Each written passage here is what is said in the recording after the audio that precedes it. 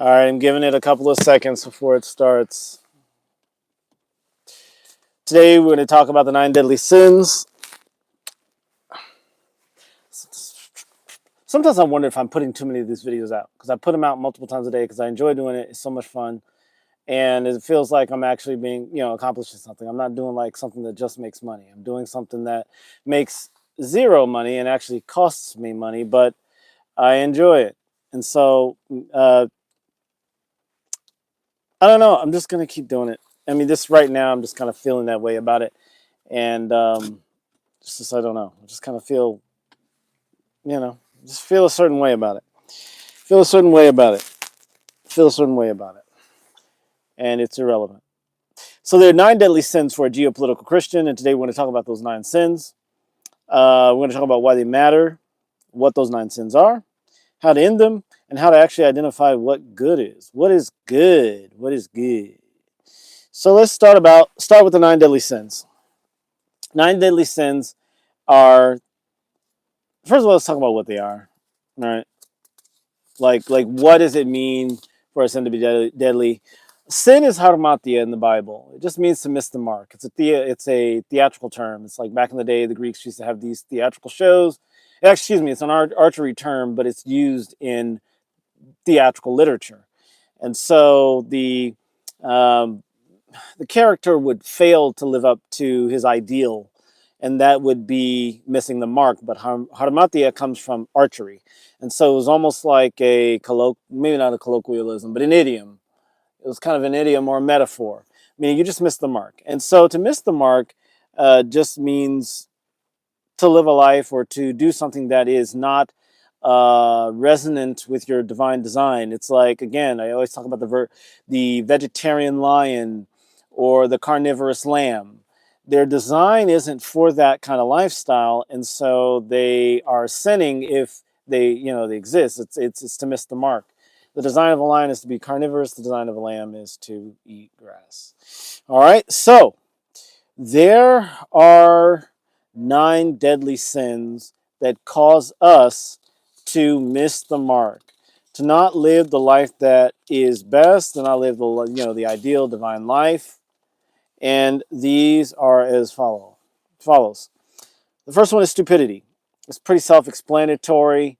Stupidity is whenever you think, act, and behave below your level of intelligence, not according to the world, but according to your divine design. The world may look at a lion occasionally eating grass because it helps to clear their guts or something like that, and they'll say, oh, that lion is being stupid. No, the lion knows its design. Every once in a while you eat a little grass, but you don't try to suffice on it. All right. The next sin is scarcity. Anytime you're experiencing scarcity, you're under a demonic attack of scarcity, and I am overcoming that right now in my life. All right. And then the next one is slavery. And let's see, we have Kobe. What's up? Reginald, what's up, Kobe? And Reginald Jones. Hello, hello, hello. Welcome. We're talking about the 9 deadly sins for geopolitical Christians.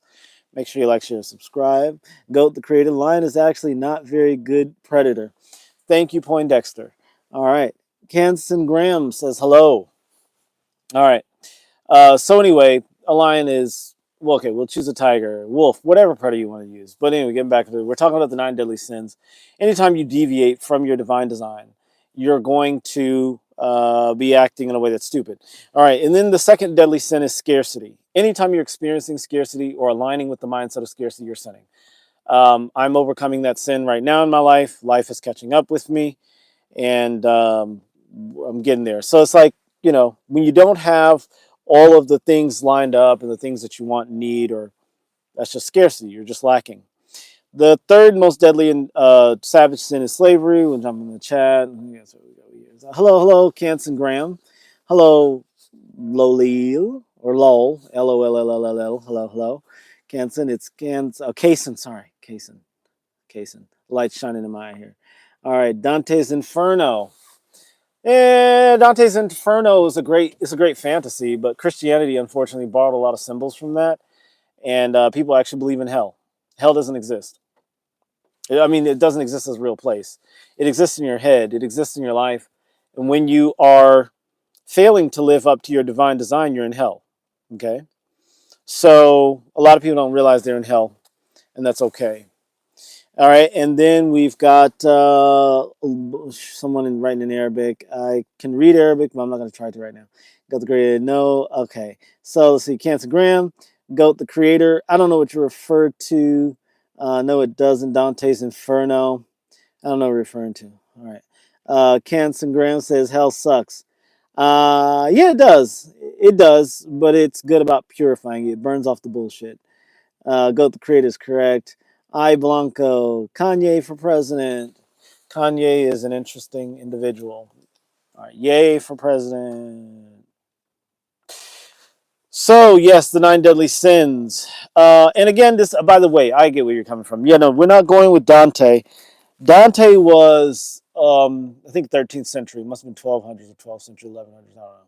But Dante is what the world has kind of based its concepts of hell about. Prior to Dante, hell just meant the outside portion of the city where the trash was located for Jews. That's what hell was. That was Sheol, the outside part of the city where you dumped all the trash and dead bodies and things like that. And of course, they had graves, but yeah, that kind of stuff. But this is real. This is for real life. This is for modern life. This is for the golden age. So the third sin is slavery. Anytime you're enslaved to a system, you're doing something, you don't feel like you have any other options, that's a sin. It's a sin to practice slavery in the sense of have people as slaves, and it's a sin to be a slave. The fact that if you ever allow someone or something to enslave you, that is sinful. So I have absolutely no pity for people that are slaves or ever were slaves. Absolutely none. Because if you lived during savage times, you were a slave, you could always kill your master and run away, which lots and lots and lots and lots of people did. So I don't pity people who were slaves and go, oh, well, they didn't have a choice. Yeah, they did. They had a what is it, a sickle to cut the fields. They could wait until the master was asleep and cut his head off. Like really, like never ever feel pity for people that were slaves. Even now, unfortunately, I hate to say it, but it's fucking truth. I've been a slave, so whatever. All right, Kanye for president. Kaysen, Graham, up. All right. So the fourth sin is struggle. Anytime you are struggling, you are sinning because you're not going along with your divine design. The power and energy of God flows this way for geopolitical Christianity. And anytime you're struggling or fighting or trying, you're going the opposite way. And again, that's something that is done. All right. The next one is suffering. Suffering is when you experience pain, but you allow it to take over your psyche and you get lost in it. You become a slave to suffering. You become a slave to the pain. It's like if you get into cold water, you do the ice cold plunge. I do it every single day. And when you sit in the water, you can sit there and suffer and go like a lot of bitches.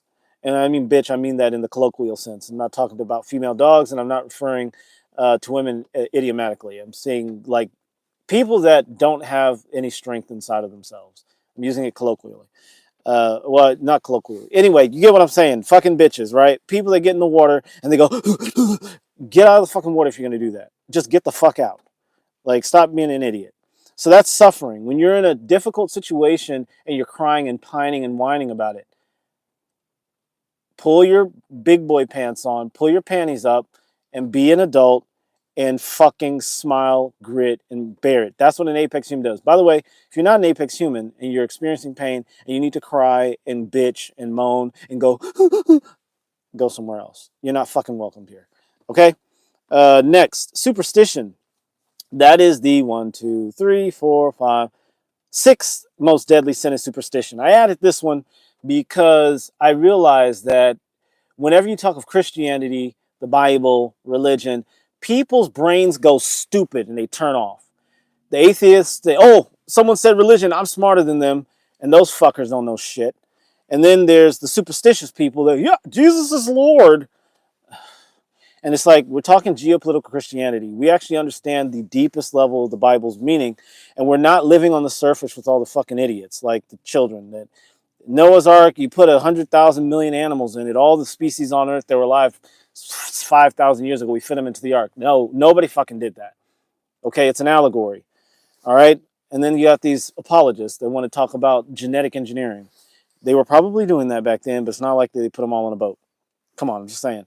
So superstition is a deadly sin because it allows you to take something that is a profound truth and totally fucking miss the mark and get stuck in the infantile, childish, what is it, fairy tale, fantasy, sky phantom bullshit of it.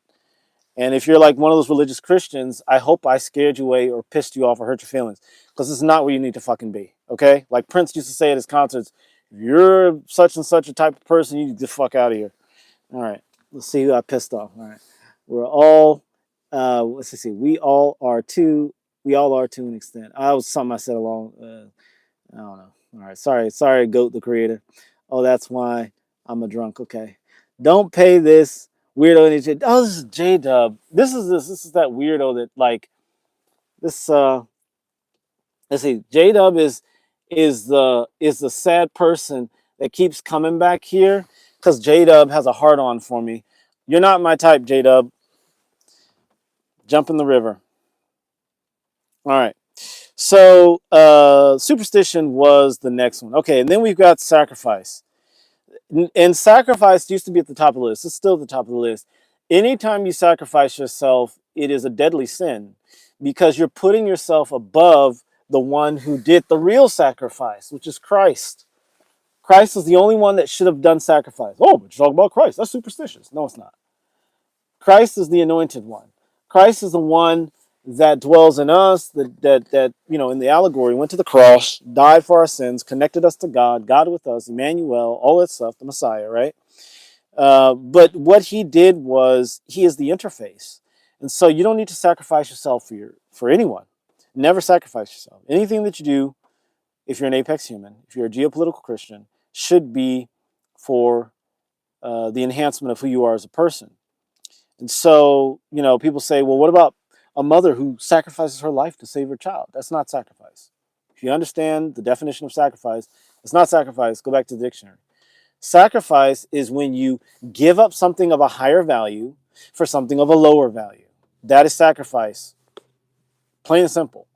Jesus gave up his divinity to become a human. His real sacrifice was his birth.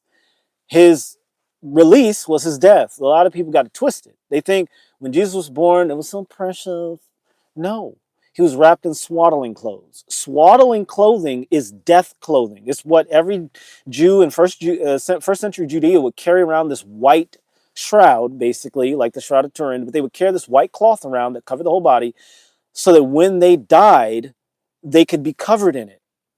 And that's what that was. That's what Jesus was buried in. And a lot of people don't understand that because they don't understand the deep mystical symbolism. When they say he was wrapped in swaddling clothes, okay, he was swaddled, of course, but the cloth that they used to wrap Jesus in the story was the death, the death clothing, the death garment, basically, that you put on a dead person. That's what it was all about. And so that was his sacrifice. Christ's sacrifice, God's sacrifice, was becoming human, being born as a little baby. That was the sacrifice. When he died on the cross, when he was getting beat the fuck up by Mel Gibson for 3 hours in The Passion of the Christ, that was not the sacrifice. That was him preparing to get the fuck out of this godforsaken worm world.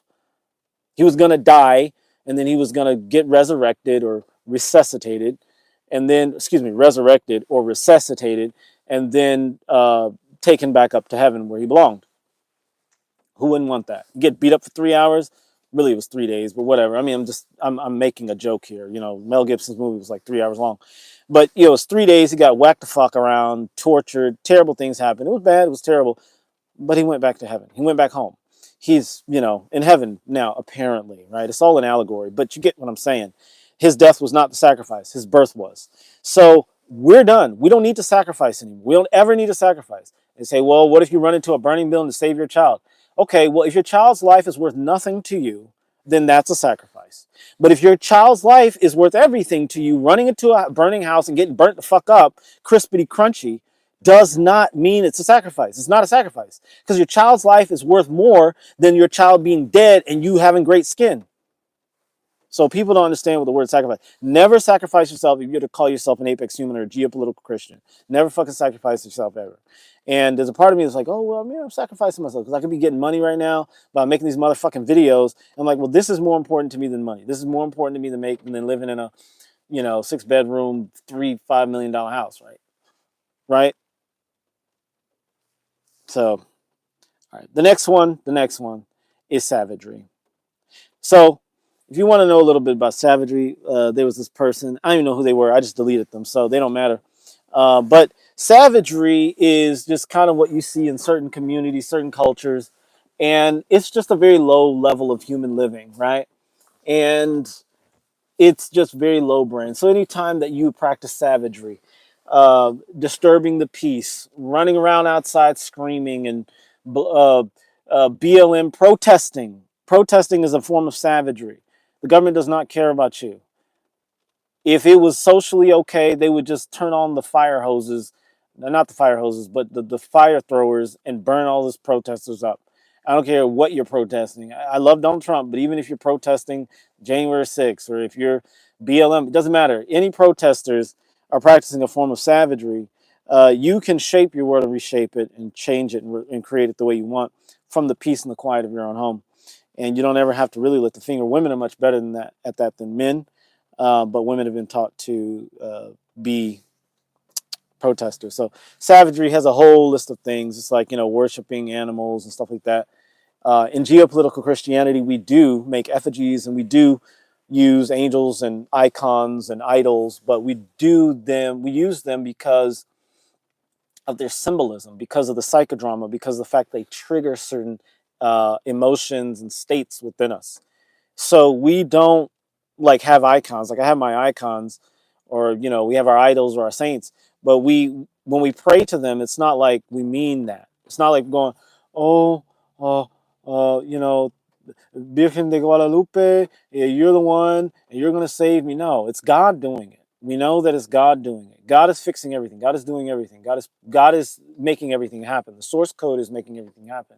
But we are using that imagery to remind ourselves to stay open and let God do God's work. God can only do God's work if you let God do his work. He's not going to be able to do his work otherwise. So you have to stay open. Excuse me, and I'm getting better about that every day. And then the final deadly sin is sexual depravity. Sexual depravity, excuse me, is any form of sexual engagement that involves non-consenting individuals, minors, obviously. And that's part of savagery, by the way. Savages don't understand that. So you can tell countries that have a very, very, very low age of consent, like 10 years old in some countries out there, I won't name them, or 12 years old. Those are savage countries, savage states, savage cultures. Okay? So, like, Western nations tend to be more civilized. They're not civilized, but they're more civilized. Civilized in the adjective sense, but they're not civilized in the noun sense, or I should say that's not the way to say it. They're civilized with a little c, not civilized with a big C. You can't call these a civilization because we don't really have civilization yet. Once we get through the golden age, about 200 years in, then humans will be civilized, but we're not yet. All right, so that's savagery. Anyway, yeah, sexual depravity is anytime you're engaging with non-consenting minors. Addiction to pornography is sexual depravity. And this one kind of gets sketchy because anytime there's consenting adults involved, geopolitical Christianity would say it's pleasurable, there's consenting adults involved, and it's enriching or enhancing the experience of the two, not the two, three, whatever, how many adults are involved. Yeah, if it's enhancing their growth and their pleasure in a positive and productive way, then it's okay. Understand that sex and sexuality are not the same. Sex is between a man and a woman, hands down. There's no such thing as homosexual sex. There's not even a such thing as heterosexual sex. There is just sex.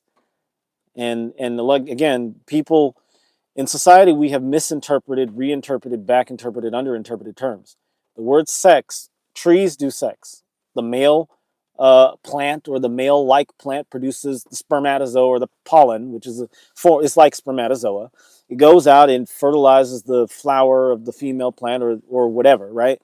And then they produce seed. Seeds become little trees and all that stuff. Humans do the same thing, animals, insects. Every single species has a form of, most species, especially mammals, have sexual dimorphism. And that's just when the male parts and the female parts come together to make another little organism, right?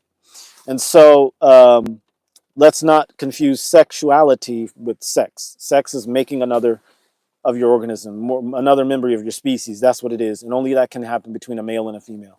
Cannot happen any other way. I don't care how many, I used to work in IVF, and it doesn't matter.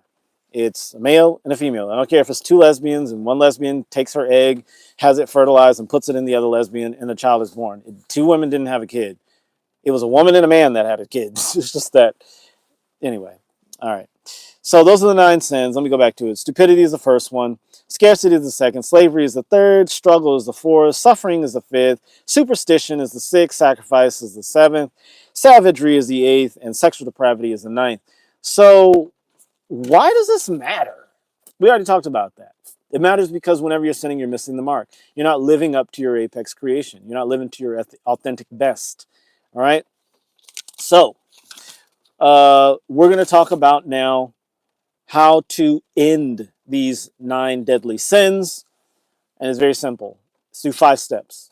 Through accountability, agency, authority, autonomy, and authentic alignment. First, let's talk about accountability. Accountability is recognizing when you're fucking up and when something's not working in your life, you just say, okay, I did that. My mama didn't do it. My daddy didn't do it. Society didn't do it. The man didn't do it. My girlfriend didn't do it. My ex didn't do it. I fucking did it because I'm experiencing it. And so if I'm experiencing it, then I'm accountable to it. Yes, people can perpetuate patterns. They can come up and show up when things go awry in our lives, but we are still accountable for what we're experiencing. Okay? Second thing is agency. It ties right into accountability. I have agency over how my life unfolds. If I'm in a situation that is unpleasant, I have decided to be there in some way or form or another. And that's really, I got to be honest, that is sometimes that can be exceedingly unpleasant. So most people don't do that. Most people don't practice agency. It's easier to say the government is holding me down and the system doesn't work and the world is awry and these worms are holding me down, but it's not. It's, I mean, it can be that way if you want it to be, but to really overcome the 9 deadly sins, you have to practice agency. And I'm speaking to myself. And then there is authority. Authority. You have authority over your life. Not God, not the devil, not the angels, you. As a geopolitical Christian, Apex Humans, we understand that. And having authority in life is the most fucking scary things you can ever consider. I mean, it's really fucking scary because what does authority mean? It means you are creating your life as you go. And you're like, oh, little old me, I don't know what the fuck I'm doing. What if I'm wrong? What if I am stupid? What if I made a mistake? What if I fucking failed? Don't worry, you haven't. And you may bump your knee, as you're walking this path from time to time, and it hurts, but you get better. You get up. You keep fucking going. All right? And then autonomy, that just means you're walking your own path alone. You're not relying on your mama, daddy, sister, brother, community, tribe to carry things for you. There are times when it helps to do that, right? It really feels good to get the love of others and get the backing and the support. But autonomy just means that you can walk on your own. You can stand on your own, and you know that. We're all in this world together. We're all alone in this world together. We're all alone in this world together. We're all alone in this world together. We're all autonomous. And that's something I'm finding out every day. And then finally, authentic alignment. Authentic alignment. Say you want something in your life. It's okay to be honest about the fact that you don't have it, honest about the fact that you don't think you'll ever have it, honest the fact you're afraid you're never going to have it, or whatever, because that helps you to authentically align. You say, okay, well, I don't have this yet, and I'm really afraid that it'll never be mine. I'm afraid I'm going to have to go back to the 9 to 5 bullshit and do that fucking sledging it through the fucking 9 to 5 world. But I know it's possible, and so I'll do everything I can to match up with that. How much can I match up with it where I currently am? How much can I match up with what I want from where I currently am? And just be authentic. Law of attraction encourages a lot of fake it till you make it, and those people just burn out and end up ending things. Because what happens is these people believe with all their heart, and they truly believe, they sincerely believe. Belief is never enough.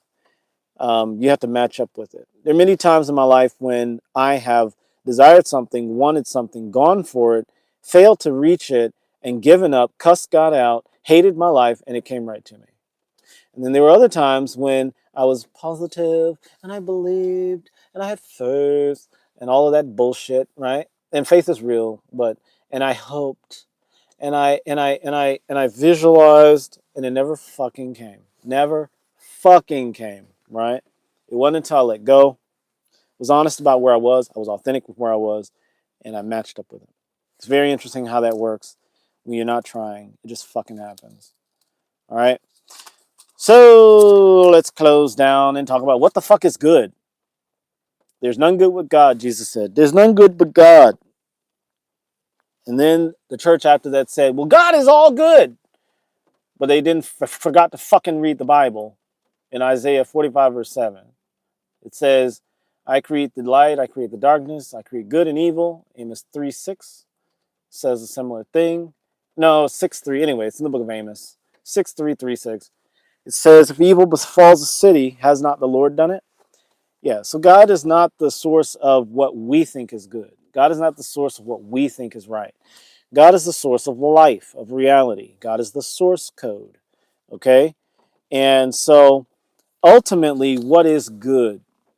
Good is anything that harmoniously aligns with you, anything that harmoniously benefits you, holistically benefits you.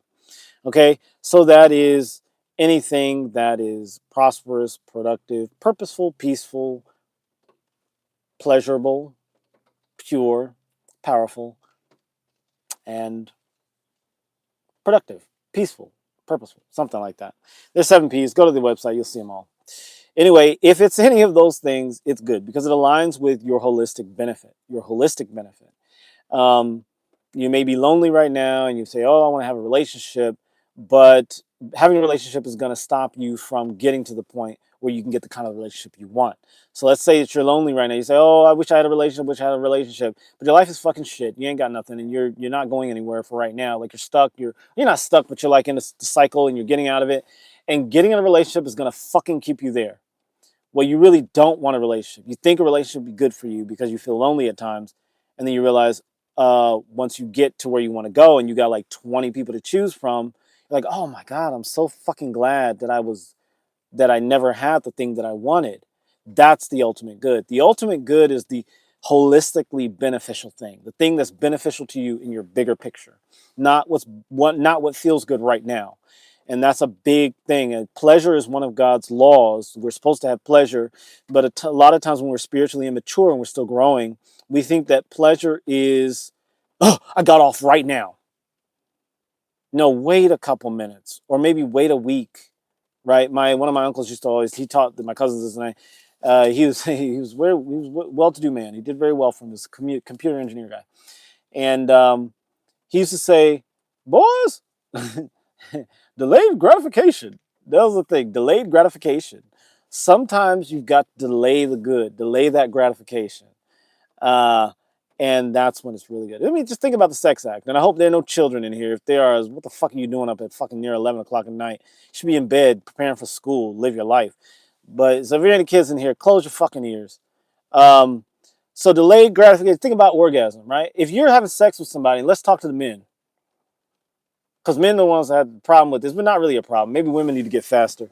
But so let's say you're having sex with a female and you're a dude. And it feels so good, you just decide to bust. You're just like, oh, fuck it, this feels amazing. Well, it's a lot you're missing out on orgasmically. You may need to slow it down, bro. Delayed gratification. So anything that's holistically beneficial, it's like the sex act. It's something that you can sometimes like slow it down a little bit, pull it back a little bit. It's like you can get $100,000 today, or you can get $12 million in a week. Which would you choose? Maybe fucking wait a couple days, right? And same with investing. Like sometimes you drop your money in the market and it looks good and it just spikes. You know, I pull it out now. No, wait, look at the trend, and then you could get 12 times what you would have gotten if you had pulled out too quickly.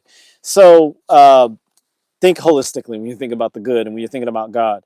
Someone asked me, like, why would God kill the Amalekites and kill all the babies and animals and then wipe people off the face of the earth during the flood? And I'm like, well, again, there's a bigger good. There's a larger good in place. There's a larger benefit to wiping out 99% of humanity and starting from scratch every 10,000, 20,000 years. It's okay to do that. I'm totally down with that. Like, let's do it. 99%, let's go. All right, wipe them out. Fuck them. I'm joking, people. You don't take me serious on that. So anything that's morally objective, intrinsically virtuous, rationally selfish, and self-transcendent is going to align you with that holistic good. Moral objectivity exists. I'm not a relativist, and anyone who's a relativist is really on a downward slope. Geopolitical Christianity is not relativist at all. We are objectively moral. We're morally objective. We're just not sky phantom, airy fairy moral. That morality just leads to Nazism and insanity and stupidity.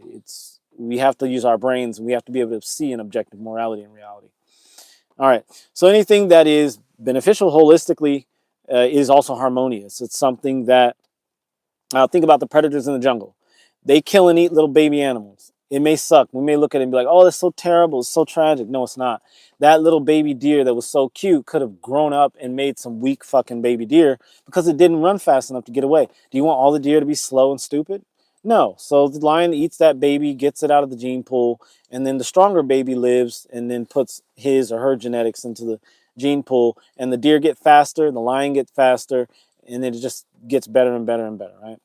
All right. And also think of the God of the Old Testament. He killed off a bunch of people. He told the Jews, not the Jews, because they weren't Jews really at that point. They weren't Jews until the Maccabean period. But go all the way back to the Hebrew times when they were Israel, before they were Israel, during the time of the judges, and they were told to go out and kill all these people. Kill them all, like kill their babies. And kill. It's allegorical, right? It's not about really genocide. The most genocidal people were the Israelites. But they wiped out entire races of people. But God was saying really, and it's not about genocide, guys. It's more about cleansing things that we're holding on to, letting them go. And those things are actually, these stories are not real stories. They're stories of our psyche. There's the Israelites represents our own psyche and who we are as persons. We have to cleanse out our psyche every once in a while. We have to purge ourselves of bullshit. And that means get rid of even the preciousness of it, meaning the child and the animals. Get rid of everything. The things that there are relationships in your life that are not beneficial to you. They don't add to those holistically beneficial things. And so they add to those 9 deadly sins. You may be in a relationship that keeps you stupid or stuck in scarcity or stuck in slavery or something like that, or struggling. And the good things about that relationship are the things that you're going to go back to. You're going to say, oh, but she treats me so nice and she's so good about this. But every time you're with her, you feel like shit and your money is fucked up. Or every time you're with him, he can't provide for fuck and you're always paying for shit and you want to like rest for once in your life and feel like a lady. Well, fuck all the good things about that relationship. Throw them in the trash, move on. Go to something that is holistically harmonious, holistically beneficial. So anyway, that's all I got to say about that. I think I'm getting better. Fuck that. I'm getting better about finding my voice. And I'm not as afraid to just go in the paint, put my foot in people's fucking ass. It's just like, and this is the thing too, I think in the world, I'm going to say righteous people. I'm righteous. I'm not good. I don't ever want to be good. Never want to be nice. Never been a nice person. Never fucking will be. Because nice comes from the Latin nitiere, which means fucking stupid. Look it up. Nice comes from nitiere. It means stupid. And I don't ever want to be nice. But I'm finding my voice and I'm learning that it's okay to like put your foot in people's ass every once in a while. Like today I was at the gym, did an ice bath. I like to sit in there for 15 minutes. And it's really good for you. If you ever do it, try and sit in there for as long as you fucking can. And this little bitch ass walks and his little buddy walks in the fucking sauna and turns the light off. There's like 20 people, not 20. It's like 7 people in there. And this bitch motherfucker walks in and turns the light off. And I was like, did you just turn the light off? Turn it back on. Yeah, turn it back on, bitch. I didn't say bitch, but I said it in that tone. I was like, yeah, you can turn it back on. Who the fuck is he?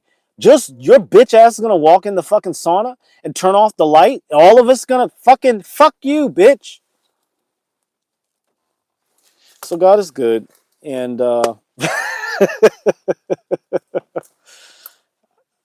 I'm not always serious, folks. But anyway, that's what I got to say about that. I don't know. Hope you were entertained by it. Have a good night. That's all I got to fucking say. Avoid the 9 deadly sins. Don't be stupid. Don't be scarce. Don't be a slave. Don't be a savage. Don't be all that other fucking shit that I said on that list. And the way you can beat that is go to apexhumanity.org, www.apexhumanity.org, and yeah, find your place there. I'm going to be putting out a prayer book soon. It's not going to have as much profanity in it, but it will have profanity in it. And it's about talking to God for real, for real, for real. God responds to people that speak real language, and God doesn't listen to pansies or losers.